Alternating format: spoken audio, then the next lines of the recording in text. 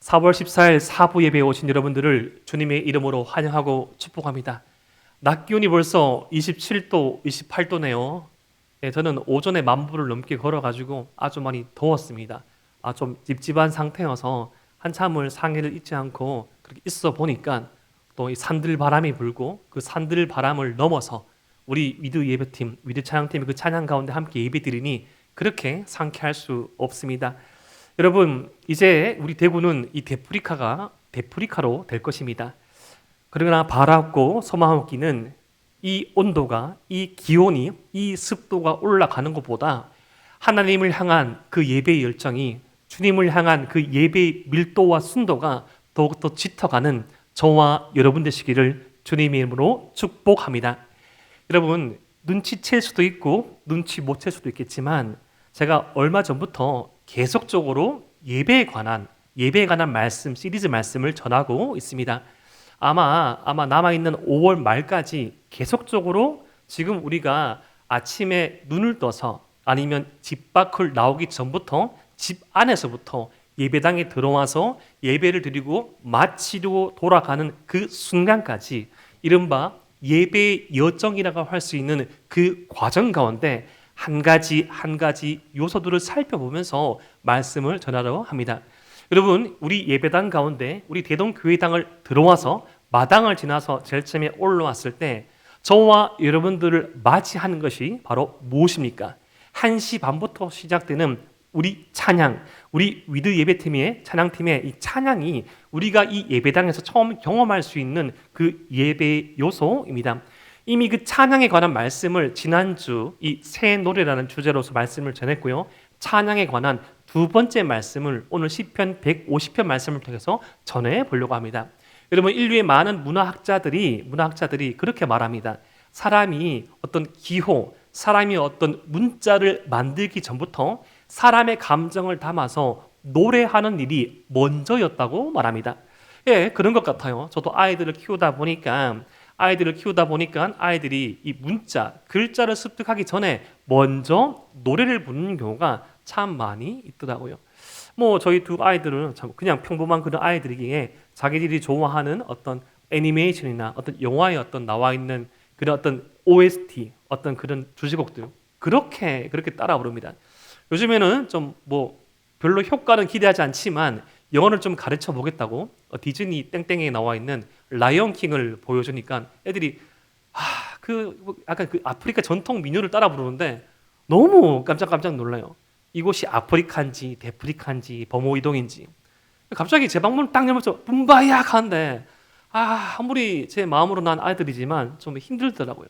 근데 감사한 것은 아직 저희 이제 둘째 아이가 내년이면 초등학교 들어가겠지만 한글의 한 절반 정도를 익히고 있는 상황 가운데 그렇게 노래를 부르는데 영어를 부르는 것에 기함을 느낍니다.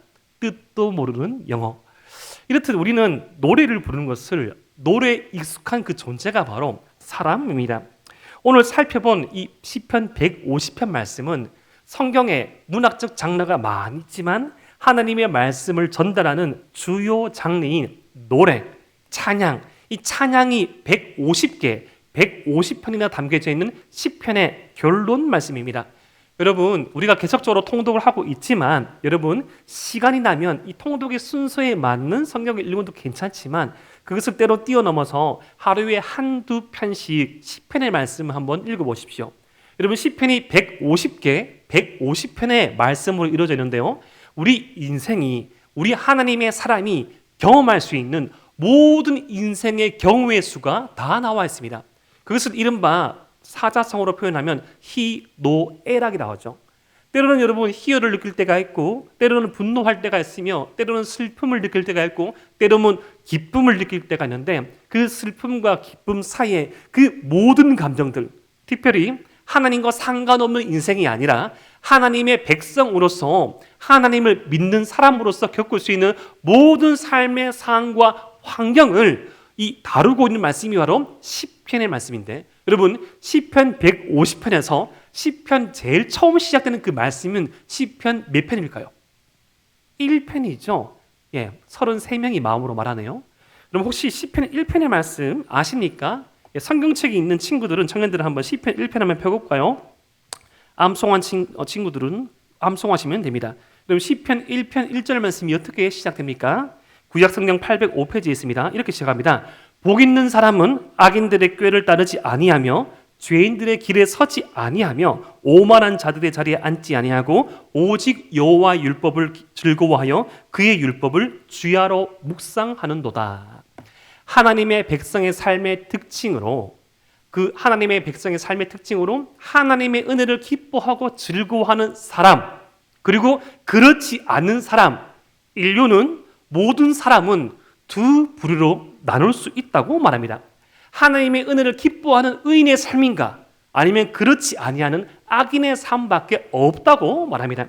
그렇게 시편 2편부터 시편 149편까지 쭉 이 의인과 악인의 삶의 혼재된 현실을 바라보면서 보여주면서 때로는 이 시인이 하나님의 백성이 기뻐하기도 하고, 때로는 하나님의 백성이 이 현실 가운데 슬피 울며 좌절하고 낭망할 때도 있고, 그 기나긴 인생의 터널의 끝을 지나간 다음에 그 끝에서 고백하는 이 말씀이 바로 시편 150편 말씀인데, 우리 인생이, 우리 하나님의 백성이 어떻게 살아갈지를, 그 삶의 방식을 결론 짓고 있습니다.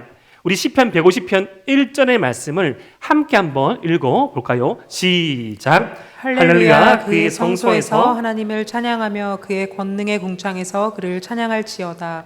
예, 마지막 인생의 결론, 마지막 이 모든 인생을 둘러본 뒤 하나님의 백성으로서 선택해야 될 그 삶의 스탠스, 삶의 스타일을 바로 찬양하라고 말합니다. 그런데 먼저 1절에서는 이 찬양하는 장소를 말해주고 있죠. 여러분, 어디에서 찬양하라고 합니까? 우선 첫 번째, 주의 성소에서, 그의 성소에서 찬양하라고 합니다. 여러분, 사랑하는 에바라위 청년 여러분, 그의 성소가 어딜까요? 예, 성소. 지금은 찾아보기 힘든 그 은퇴한 중국에 있는 아이돌 이름입니까? 모르시죠? 말씀과 기도의 전무에서. 성소가 어딜까요? 예? 한 7분 정도가 마음으로 그렇게 말하네요. 목사님 그것도 모르십니까? 성전 아닙니까? 맞습니다. 저는 알고 있지만 여러분들과 소통하기에 묻는 거죠. 그의 성소에서, 지금으로 치면 이 예배당이라 할 수 있죠. 1차적으로는 우리가 주로 예배를 드리는 예배의 처소에서 주님을 찬양해야 합니다. 지금 그리고 이 시편 150편 말씀이 주어진 당시에서는 예루살렘 성전을 1차적으로 의미하는 것이죠. 하지만 하나님께 예배드리는 예배의 처소, 우리가 하나님을 경배하며 찬양함으로 은혜를 누리고 주의 임재가 있는 장소는 꼭 교회일 수밖에는 없습니다. 저와 여러분들에게는 다양한 성소가 가능합니다. 다양한 성소가 존재할 수 있습니다. 지금 여러분들에게 한번 물어보겠습니다. 마음으로 대답해 보십시오. 지금 여러분들이 하나님을 예배하는 그 예배의 처소, 주님의 이름을 높여드리며 찬양함으로써 주님의 임재를 경험할 수 있는 그 성소는 어디입니까? 저는 20대부터 지금의 삶까지 참 생각해 보니까 드문드문 많은 순간에 하나님께서 예배하신 성소가 있었습니다. 제가 몇 번 이 탑 리더십을 비롯하여서 수련회 때 고백했듯이, 저는 19에서 20살 넘어가는, 고3에서 대학교 1학년 넘어가는 그 순간, 저는 시험에는 실패하지 않았지만 등록에 실패하여서 제가 타의로 재수를 한 적이 있습니다. 저희 선택이 아닌 집안의 환경으로 말미암아 재수를 하게 되었어요. 그래서 지금은 시내에 있는지 없는지 모르겠지만 대경 학원이라는 학원을 다녔는데 거기까지 제가 자전거를 타고 갔습니다. 그래서 저희 집의 중간쯤에 있는 저희 모교회, 동부교회 기도실에서 기도를 했는데, 참 여러분, 저도 40 중반에 지금 남자 목사이지만 20대, 20살, 만 19살의 그 남자아이가 자신의 의지와 선택과 관계없이 재수를 하게 된 그 경험은 참 낯설고 힘든 경험이었습니다. 초반에 그렇게 기도를 드릴 때 하염없는 눈물을 많이 흘렸죠. 그런데 그렇게 함께 기도를 할 때 기도의 동역자라 말할 수 있는 어떤 분들이 계셨습니다. 저희 이제 기도하는 기도실이 정말 어두컴컴했거든요. 근데 한 중간에 저 앞에 정말 기도를 열심히 하시는 아멘 장로님이라 하시는 그 장로님 한 분 계셨고, 권사님 한 분 계셨고, 집사님 그리고 포함해서 한 5분 정도가 고정 멤버였습니다. 제가 항상 기도하는 시간이 한 7시 반, 아침 7시 반에서 8시 반 사이였는데, 그렇게 기도를 할 때 참 이 말로 형언할 수 없는 교감이 일어나더라고요. 어떻게 그 성도분께서, 장로님께서 저희 기도를 들으시고 그렇게 하시는 건 아니지만, 때로는 아멘으로 하답하시기도 하고, 때로는 주님 은혜를 베풀어다가 말해주기도 하고, 그렇게 그렇게 고정적으로 계속 주님 앞에 드리는 그 기도의 시간으로 말미암아 저는 큰 힘을 얻고 1년간 그렇게 제수했던 경험이 있습니다. 또 여러분 인생의 경험에서 어떤 성소, 처소가 있습니까? 리더 모임을 해보니까 우리 리더들도 그런 처소가 많이 있더라고요. 갓 출근하여서 이제 출근한 그 상태에서 아직까지 현장에 어떤 사람들이 복귀하지 않았을 때 듣는 그 잠깐의 그런 시간 가운데 또다시 반복되어지는 것 같고 또다시 자신을 억누를 수 있는 그런 시간이지만 짧은 시간이지만 하나님의 말씀 붙잡고 기도하는 그 시간, 출근하는 그 길 가운데 하나님을 찬양하는 그 찬양의 음악을 들으면서 마음을 되잡는 순간, 어떤 지체들은 그런 지체로 있었습니다. 우리 공동체가 아닌 다른 청년의 이야기이지만 참으로 힘들고 어렵고 눈물 흘렸던 그 전봇대 밑에서 항상 그 지긋지긋하고 지옥과 같은 그 표현을 할 수 있는 집안에 들어가기 전에 마지막 전봇대 밑에서 이 읽는 하나님의 말씀, 그 말씀을 붙잡고 기도했던 그 시간, 때로는 아르바이트의 그 찰나의 그 순간 가운데 자신을 괴롭히고 자신을 힘들게 하던 그 동료들 그 사이에서 그게 눈물을 머금고 있었던 그 화장실에 있었는 그 짧은 기도의 순간, 여러분 우리의 성소는 어디입니까? 이 예배당에서 주님의 전 앞에서 예배를 드릴 때 가장 강력한 하나님의 은혜가 임하야겠지만 우리 삶 가운데 하나님을 향하여서 주님을 바라보고 주님의 은혜를 간구하는 자에게는 그 어디에나 내 주 예수 계신 곳이 그 어디나 하늘나라 주님의 임재가 가능한 성소임을 믿으시기를 바랍니다. 그런데 우리가 이 땅에서 예배를 드릴 때 이 땅에서 우리 예배만 있는 것은 아닙니다. 지난주 우리가 말씀을 통해서 살펴보았지만 우리가 이 땅에서 이렇게 예배를 드릴 때 저 하늘, 저 천국에서도 예배가 행하여집니다. 여러분, 이렇게 우리가 지금 장로교 전통을 따르고 있는 이 교회를 크게 나누어서 서방교회라고 합니다. 이 서방교회가 이 개신교, 기독교 가운데 한 40%, 50% 남짓되고요. 한 또 50% 정도 되는 교회가 동방교회라 하여서 러시아와 이 터키와 그 그리스 그 일대에 널리 분포되어 있는 이 동방교회가 있습니다. 그런데 여러분 동방교회에서는 예를 들어서 어떤 것을 중시한가 하면 우리는 그런 것들을 금기하고 있지만 보여지는 것들, 사람이 은혜를 쫓아갈 수 있는 그런 어떤 이미지를 그림을 이 예배당 안에 그릴 때가 있습니다. 여러분 이 성이삭 대성당이라는 이 성당이 있는데요. 한번 사진을 띄워주실까요? 이런 양식입니다. 이게 뭔가 하면 성이삭 대성당, 성이삭 교회의 천장인데 가장 이 천장 이 한 중앙 가운데 하나님께서 좌정하신 하늘이 있는 거예요. 이것은 무엇을 의미하는가 하면 지금 여러분들께서 2024년 4월 14일 14시 23분 예배드리는 이 시간 저 천상의 세계에서는 하나님의 보좌 우편에서 하나님의 전전 앞에 주님 앞에 우리가 지난주에 살펴보았던 계시록의 그 예배가 동시에 행해지고 있다는 겁니다. 그 다음 그림 한번 볼까요? 이렇게 층계를 올라가면서 제일 밑에 있는 층, 제일 사람들이 걸리는 그 층에서는 갓 순교한 그런 어떤 사람들 그리고 올라가서 하나님과 가까워져가는 그 모습들을 그리면서 이 땅에서만 예배가 있는 것이 아니라 우리가 죽어서 영원히 살게 될 그 나라, 그 하나님의 나라의 예배가 지금도 행해지고 있음을 기억하고 찬양하고 있는 것이 바로 시편 150편의 말씀입니다. 사랑하는 에바라위 청년 여러분, 이렇듯 우리 예배는 영원합니다. 이렇듯 우리 예배는 여러분 여기서만 드린 것이 아닙니다. 여러분 어쩌면 너무나 행복하고 여러분 어쩌면 조금은 이 뭡니까? 긴장해야 될 말씀이 있습니다. 여러분 나중에 우리가 죽어서 천국에 가면 뭐 합니까? 가장 주된 삶이 바로 예배입니다. 예배. 거기에서는 그 예배를 영원히 드린다고 표현하죠. 와, 벌써부터 우리 친구들, 우리 청년들, 목사님 이 짧은 1시간 1시 반부터 3시까지 1시간 반 예배도 한 45분 자기 빡신데 영원히 자면 어떡합니까? 저 거기에 불어 죽는 거 아닙니까? 이렇게 말하는 사람도 아무도 없겠지만 여러분 거기서 말하는 영원이라는 표현은 비교할 수 없는 가치입니다. 여러분 사람은 인생은 영혼을 약속할 수 없어요. 여러분 그런 표현 잘 안 하시죠? 예를 들어 사랑하는 어떤 자매에게 그런 표현 할 때도 있죠. 사랑해 영원히. 그래서 그것은 맞지 않은 말이죠. 어떻게 영원히 사랑합니까? 이 땅에 살아가고 있는 그 순간만큼 살아가죠. 그런데 우리가 영원히 예배드린다는 것은 영원이란 것은 시간을 아주 길게 지루하게 드는 그런 시간이 아니라 그 어느 것도 그 무엇과도 바꿀 수 없는 가치 있는 시간을 의미합니다.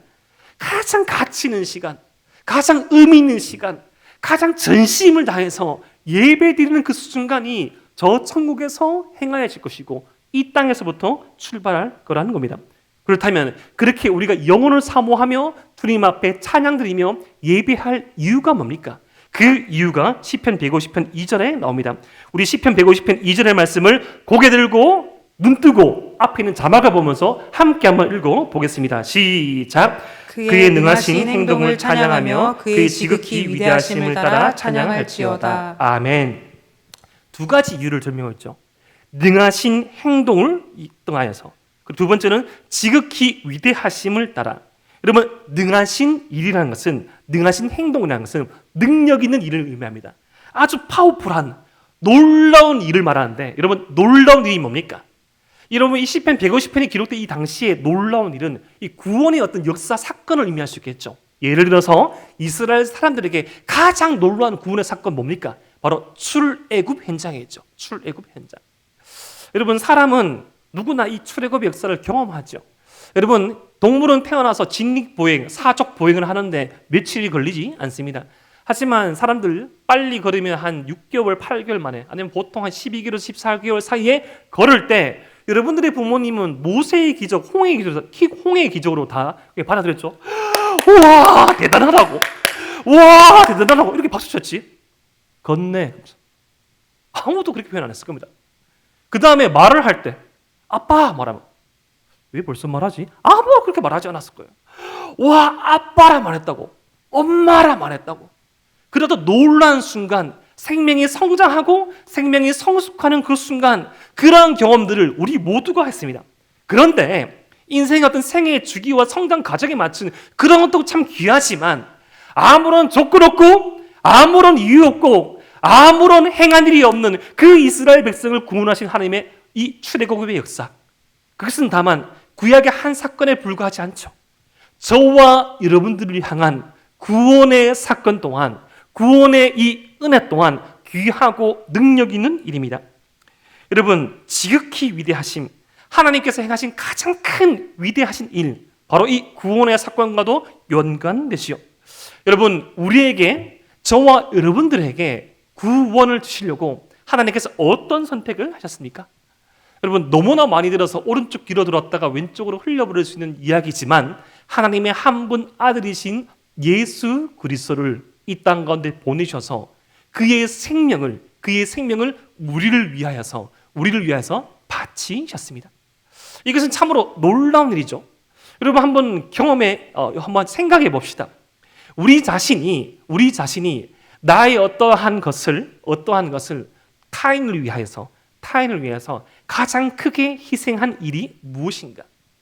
여러분, 이 청년의 시기에도 이 드문드문 그런 것들을 할 수 있습니다. 그런데 분명한 것은 하나님의 은혜를 알면 알수록 우리를 향해서 베풀어진 그 주님의 은혜를 묵상하고 생각하고 체험할수록 그 은혜가 믿겨지지 아니하고 그 은혜가 너무나도 감격스럽습니다. 이것은 여러분 문자적인 사건이 아닙니다. 이것은 단회적인 사건이 아니고 영원히 저와 여러분들의 그 하나님의 백성됨을 규정한 가장 놀라운 사건이자 우리에게 주어진 일입니다. 참 이것이 참 너무나 슬프고 너무나 가슴 아픈 것은 이 위대한 일이 전혀 우리에게 위대하지 않게 다가올 때가 많이 있다는 것입니다. 빌립보서 2장 6절부터 8절의 말씀. 그는 근본 하나님의 본체시나 하나님과 동등됨을 취할 것으로 여기지 아니하시고 오히려 자기를 비워 종의 형체를 가지사 사람들과 같이 되셨고 사람의 모양으로 나타나사 자기를 낮추시고 죽기까지 복종하셨으니 곧 십자가에 죽으심이라. 여러분, 자신이 해야 할 것, 자신이 하지 말아야 할 것을 넘는 것, 어떤 자신의 능력을 넘어선 것을 바로 초월이라고 하죠. 저와 여러분들에게 이 적용되어진 베풀으신 하나님의 은혜는 초월적인 사랑입니다. 이 사랑을 경험하고 이 사랑을 아는 자는 세상의 어떤 상식과 순리에서 때로는 이탈한 선택을 할 때가 있습니다. 제가 알고 있는 어떤 청년, 참 힘들게 취업의 준비를 하고 살아왔습니다. 참으로 치열하게 살아왔습니다. 자신의 어떤 부양의 가족도 있었고요. 자신이 책임져야 되는 그런 사람도 있었고요. 이렇게 저렇게 참 바쁘게 많이 수고하며 살아오다가 참 기다리고 기다렸던 이 취업의 순간이 왔습니다. 그리고 이 취업을 하고 난 다음에 어느 정도 시간이 지나고 난 다음에 어느 정도의 어떤 종잣돈이 생겼습니다. 이 종잣돈이 생기고 그 청년에는 교제하는 사람도 있었습니다. 이 결혼의 정년기에 접어들었기 때문에 어쩌면 결혼 정년기에 접어들었던 이 청년에게는 그 종잣돈이 이 새로운 출발을 위한 어떤 편리함을 줄 수도 있었는데, 놀랍게 제가 너무나도 놀라웠던 그 커플은 이 자신이 모아놨던 이 종잣돈을 그 어떤 아프리카에 이 생수를 공급하는 사업에 거의 다를 쓴 것이었습니다. 물어봤습니다. 얘야, 이 돈을 이렇게 썼을 때 또 이 돈을 모으기까지 상당한 시간이 걸릴 텐데 괜찮겠니? 라고 말했을 때, 자, 그때 여러분들의 그런 일화를 들은 적이 있는데 영원한 가치를 맛본 사람은 순간적인 가치 앞에 희노애락하지 않는다고 말씀드렸죠. 그 제 이 설교의 예화를 적용하면서 목사님께서 그렇게 말씀하셨잖아요. 영혼의 가치를 소유했는데 이 일정한 이 감과 절감이 되는 이 물질의 가치를 여기에 쓰는 것보다 저렇게 쓰는 게 더 좋다고 여겨서 그렇게 합니다. 그 다음에 어떻게 됐겠습니까? 그 다음에 어떻게 신혼살림 차릴 때 누군가 크게 어떻게 도와줬을까요? 아닙니다. 조금 더 불편하게 작게 시작을 하였죠. 하지만 그러한 행동이 바로 초월적인 은혜로 살아가는 행동이죠. 여러분 어떻습니까? 우리가 도저히 그런 할 사람이 아닌데, 예를 들어서 캠퍼스에서 학교생활 처음 딱 적응하고 있는데 누가 봐도 부정한 사람 보인 거예요. 누가 봐도 뺀질뺀질거리고 노트 필기 잘 하지 않는 그에게 굳이 노트 필기를 보여줄 필요가 없는데 너무 마음이 걸리는 거예요. 그래서 노트 필기를 보여주는 그 행위 또한 초월적인 행위가 될 수 있지요. 또 어떤 행위가 있을 수 있겠습니까? 예를 들어서 제가 이번 주 중에 이런 일이 있었습니다. 제가 이제 쉬는 날에 아내랑 함께 이제 산책을 하다가 범어네거리에서 저 그랜드 호텔 쪽으로 이제 걸어가는데 이 횡단보도를 건너가는데 카드 지갑이 떨어져 있었습니다. 근데 여러분 아시죠? 요즘 분신물에 지갑에 손 올리지 않습니다. 왜냐하면 오히려 오해를 받기 때문에 한 40명 정도가 카드 지갑 사이 홍해 기적으로 막 갈라지더라고요. 저 어떡합니까? 그 지갑 딱 잡아가지고 바로 건너편에 있는 맞은편에 있는 파출소에 갖다 줬습니다. 되게 놀래더라고요. 정말 오래간만에 지갑 주워줬다고. 제가 이제 신상 다 남겨놓고 가니까 대구 유실문 센터에서 찾았다고 오더라고요. 물론 그 잃어버린 사람은 아무런 연락이 안 왔습니다. 이것도 어떻게 보면 그냥 지나칠 수 있지만 작은 초월적인 행위지요. 선거일이 이번 주 수요일에 있었죠. 선거 여러분 하셨습니까? 저도 이 국민의 뜻을 행사했거든요.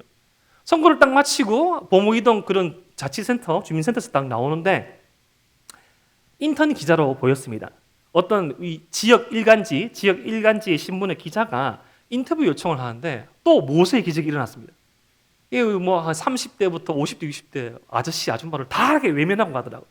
저랑 딱 눈이 맞았어요. 안녕하세요. 선거 마치고 나오셨어요? 나왔다고 하니까. 혹시 누구 뽑았냐 묻지 않고 어떤 공약이 생각나시는가요? 제가 솔직하게 말씀드렸죠. 공약 생각 안 난다고. 안 난다고 하니까 그 기자가 실망하지 않고 대답을 처음 해준 것 같아요. 제가 그때 선거를 오전 일찍 했거든요. 대답을 처음 해준 것 같아요. 그리고 계속 묻는 거예요. 그러면 어떤 기준으로 선택을 하셨나요? 제가 그렇게 말씀드렸습니다. 상식과 공정을 선택할 수 있는 그 사람이 누굴까가 고민하고 선거를 했습니다. 또 묻더라고요. 그러면 이번 선거 결과로 인해서 어떠한 지역적인 어떤 혜택 발전이 일어나기 원합니까? 당장은 아니겠지만 나중에 저희 아이들이 지금 초등학교 3학년 유치원 졸업반인데 살아갈 때 조금은 더 정의롭고 조금은 더 행복한 삶을 살아갔으면 좋겠습니다. 라고까지 한 1분 30초, 2분 인터뷰했을 건데 그 기자의 눈에서 눈물이 맺히더라고요. 아마 처음 인터뷰해준 사람일 겁니다. 여러분 그런 순간 있잖아요. 너무나 낯뜨겁고 너무나 힘든 그 순간에 자신의 이야기를 들어준 그 순간. 여러분 성경은 위대한 일, 아무도 할 수 없는 일을 하라고 말하지 않습니다. 때로는 우리의 불편은 조금 감수하고 때로는 우리의 선택이 뒤로 밀려질 때라도 우리가 주님의 백성으로서의 그 사랑을 나눌 수 있는 일이라면 초월적인 사랑을 경험하고 행하는 일이라고 오늘 말씀에서 말해주고 있는 것이죠.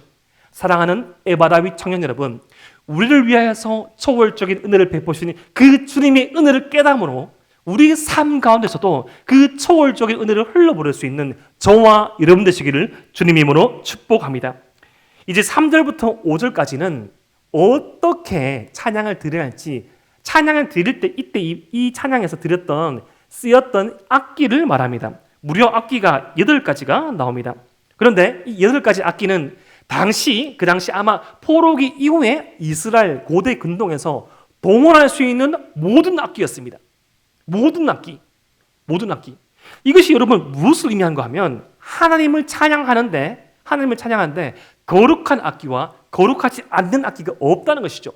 여러분, 예를 들어서 소고와 현악과 퉁소는 바벨론의 신들을 섬길 때로 쓰여졌고요. 나머지 악기들도 어떤 이집이나 터키나 어떤 아프리카의 어떤 우상을 위하여서 쓰여진 악기들이었습니다. 그런데 그 차이는 무엇인가 하면 누구를 위하여서 예배 드릴 때 이것을 쓰냐는 것이죠. 하나님께 우리가 예배를 드리는데 더욱더 우리의 마음을 담아드릴 수 있는 방법, 우리의 마음을 표현할 수 있는 방법, 우리의 마음을 진정 전할 수 있는 그 방법으로서, 그 자세로서 이 악기를 선택한 것입니다. 그렇다면 하나님을 찬양할 때, 주님께 예배 드릴 때 최고의 악기가 있는데 그 최고의 악기가 무엇인 줄 아십니까? 바로 시편 51편 17절에 이렇게 말합니다. 우리 시편 51편 17절 말씀 함께 한번 읽어보겠습니다. 시작! 하나님께서 구하시는 제사는 상한 심령이라. 하나님이여 상하고 통회하는 마음을 주께서 멸시하지 아니하시리라. 아멘. 여러분, 시편 51편 말씀은 시편의 많은 찬양을 기록한 최고의 예배자였던 다윗이 드린 예배 찬양인데요. 하나님께서 가장 기뻐하시는 이 예배의 자세, 악기는 주님의 은혜 없이는 살아갈 수 없다는 상한 심령이라고 말합니다. 여러분, 부부싸움은 이 칼로 물베기라 하죠. 여러분, 부부싸움, 연인 간의 싸움에서 누가 이긴 줄 아십니까?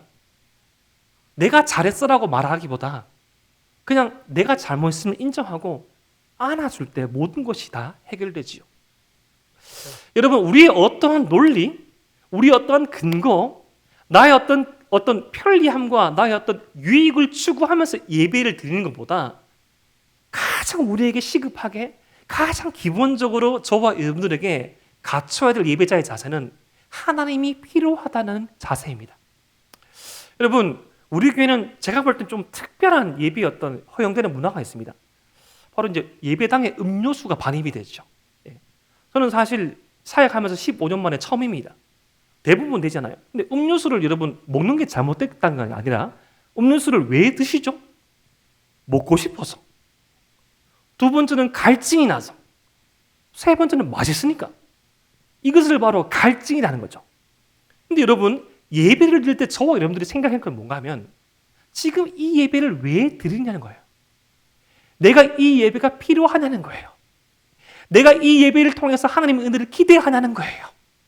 내가 이 예배를 통해서 만날 주님을 기다리고 있냐는 거예요. 이것을 가지고 바로 다윗은 상한 심령이라고 말합니다. 그냥 내가 리더니까, 그냥 예배 들으니까, 그냥 내가 찬양팀 안에서 어떠한 부분을 감당하고 있으니까, 그냥 내가 목회자니까, 그냥 내가 어떤 부서의 부장이고 총무니까, 그냥 뭐니까 드리는 예배가 아니라 주님이 아니고서는 나 같은 인간 살아갈 수 없습니다. 주님이 아니고서는 이 상한 심령 고칠 수 없습니다. 여러분, 갈증 느끼잖아요. 여러분, 배고픔 느끼잖아요. 여러분, 수면염 느끼잖아요. 여러분, 게으름도 지루함도 느끼잖아요. 우리가 가장 갖춰야 될, 우리가 가장 바라야 할 것은 주님이 필요합니다. 주님이 필요합니다. 주님을 만나고 싶습니다. 이것이야말로 가장 필요한, 가장 주님께서 기뻐하는 최고의 악기라고 합니다. 여러분, 상한 심령이 없을 때, 상한 심령 없이 우리가 예배 드리면 그 예배에 대해서 드리는 섬김, 우리가 어떤 그 마음 없이 그 아무리 뛰어난 가창력으로 찬양을 하든지 1년 365일 52주 빠짐없이 나오든지, 아니면 그런 마음 없이 어떤 섬김을 하고 수십 년, 몇십 년을 섬겼듯이 그렇게 섬기고 그렇게 예배드리고 그렇게 찬양하면 그것은 최고의 악기가 아니라 최고의 무기가 됩니다. 상한 심령 없이 드리는 예배가 여러분 얼마만큼 힘들고 비참한지 아시잖아요. 가끔씩 저도 예배드리고 설교하는 제 표정은 저야 뭐 매주 보니까 여러분들 예배드리는 그 마음, 예배드리는 그 표정, 예배드리는 자세를 한번 보는 것도 필요하다고 생각합니다. 주님이 자정하시고 주님이 들으시고 여러분 예배 보러 온 것이 아니라 예배 드리러 왔잖아요. 하인수 목사를 보러 온 것이 아니라 위르 찬양팀의 찬양을 들으러 온 것이 아니라 어떤 대표 기도자의 기도를 들으러 온 것이 아니라 우리의 눈에 보이지 않지만 귀에 들리지 않고 손에 잡히지 않지만 가장 확실하게 계시는 그 하나님께서 이곳 가운데 계시는 그 하나님께서 우리에게 베풀어 주신 은혜를 묵상하고 나아가는 그 예배 가운데 가장 필요한 것은 바로 우리의 상한 심령이라는 것이죠. 그때 그 은혜를 알 때, 그 은혜의 가치를 기억할 때 이렇게 예배드리고 찬양할 수 있습니다. 시편 150편 6절 말씀, 호흡이 있는 자마다 여호와를 찬양할지어다 할렐루야. 여기서 호흡이 있는 자라고 해서 또 꼭 사람만을 의미하는 것이 아닙니다. 하나님께서 창조하신 모든 피조물들, 호흡이 있는 생명이 있는 모든 존재의 의무는 하나님을 찬양하는 것이라는 겁니다. 여러분, 성 어거스틴이라는 이 초대교회의 아버지가 있습니다. 그의 신학적인 바탕 위에 동방과 서방교회가 지어졌는데요. 그는 이렇게 말씀했어요. 궁극적으로 언약의 하나님을 조롱하는 자들과 찬양하는 자들만 있다. 하나님의 백성은 두 갈래밖에 없다는 거죠. 찬양 드리는 자냐, 찬양하지 않는 자 둘밖에 없다는 것입니다. 찬양은 궁극적인 모든 피조물의 의무입니다. 지난주 나눴던 말씀이죠. 요한계시록 5장 13절 말씀. 내가 또 들으니 하늘 위에와 땅 위에와 땅 아래와 바다 위에와 또 그 가운데 모든 피조물이 이르되 보좌에 앉으신 이와 어린 양에게 찬송과 존귀와 영광과 권능을 세세토록 돌릴지어다 하니. 이 찬양은, 이 예배는 영원히 이어질 것입니다. 주님의 은혜를 알고 우리의 마음을 담아 올려드리는 예배, 하나님께서 기뻐 바라시는 예배, 우리도 행복한 예배, 주님 앞에 어떤 뛰어난 음정과 뛰어난 연주 실력을 초월한 주님의 은혜 없이는 아무런 의미 없다는 것을 깨닫고 드리는 그 예배, 그것이야말로 주님께서 우리와 함께 하시는 최고의 가치 예배가 될 것입니다. 우리의 성소는 어디입니까? 이곳이 되기를 소망합시다. 우리의 성소가 우리 일상이 되기를 소망합시다. 우리는 왜 찬양 드립니까? 그리고 우리는 왜 예배 드리거나 찬양 드리지 않습니까? 우리는 어떻게 예배 드리고 찬양 드리고 있습니까? 가장 기억에 남는 예배와 찬양은 언제입니까? 그리고 그 이유는 무엇입니까? 모든 피조물의 마땅한 의무인 참된 예배대로 살아가는 복된 삶을 살아가는 우리 되기를 소망합니다. 오늘 마지막으로 우리 시편 150편 1절부터 6절 말씀을 다시 한번 읽어볼 텐데요. 여러분, 이 시편 150편 1절부터 6절 말씀은 두 부분으로 나눠집니다. 먼저 인도자가 선창을 하면 뒤에 따라서 이 후창을 합니다. 제가 선창을 먼저 할게요. 예를 들어서 시편 150편 1절 말씀에 할렐루야 그의 성소에서 하나님을 찬양하며 하면 여러분들이 노란 줄 이 말씀을 하시면 됩니다. 우리 함께 마지막으로 시편 150편 1절부터 6절의 말씀을 고백하십니다.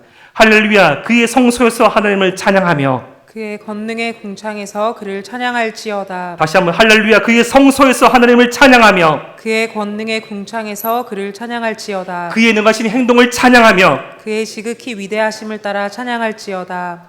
나팔 소리로 찬양하며 비파 수금으로 찬양할지어다. 소고치며 춤추어 찬양하며 현악과 퉁소로 찬양할지어다. 큰 소리 나는 제금으로 찬양하며 높은 소리 나는 제금으로 찬양할지어다. 호흡이 있는 자마다 여호와를 찬양할지어다. 할렐루야. 아멘.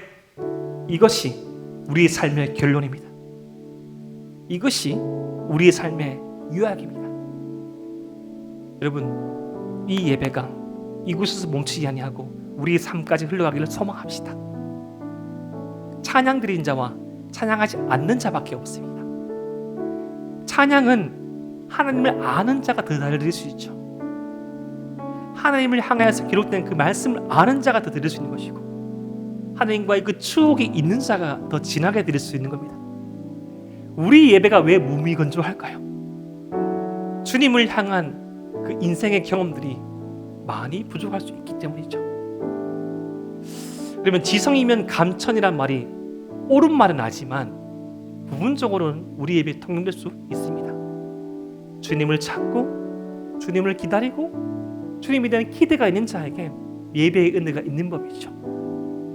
여러분, 수많은 그 유명한 찬양의 팀들, 수많은 유튜브에서 그 유명한 설교자들, 수많은 어떤 셀럽과 수많은 그 뛰어난 환경들이 우리가 얼마만큼의 예배의 유익을 줄까요? 거기서도 우리는 3주만 지나면 익숙하고 지루할 겁니다. 문제는 우리의 마음이죠. 우리의 마음이 바뀌어야 됩니다.